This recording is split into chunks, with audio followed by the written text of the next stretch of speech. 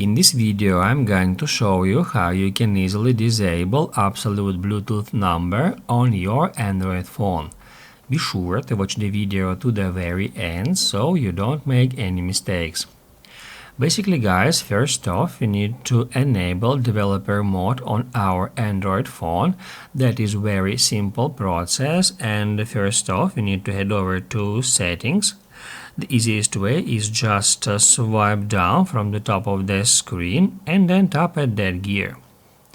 Now guys, here I recommend you to use this search tool where you just need to enter build, and that's how we can easily find this build number option.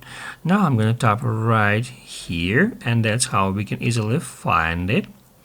Now guys, I'm gonna tap right here 7 times in a row, and you need to do the same, and that will activate developer mode.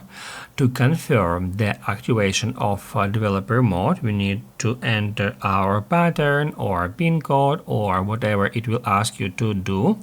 And then if we go, I'm going to show you from the scratch. So if we head over to settings now, and then if we scroll down to the very bottom, here we'll find this developer options item, and now we can get into it. And here I also recommend you to use the search where just enter absolute, and that's how we can easily find disable absolute volume.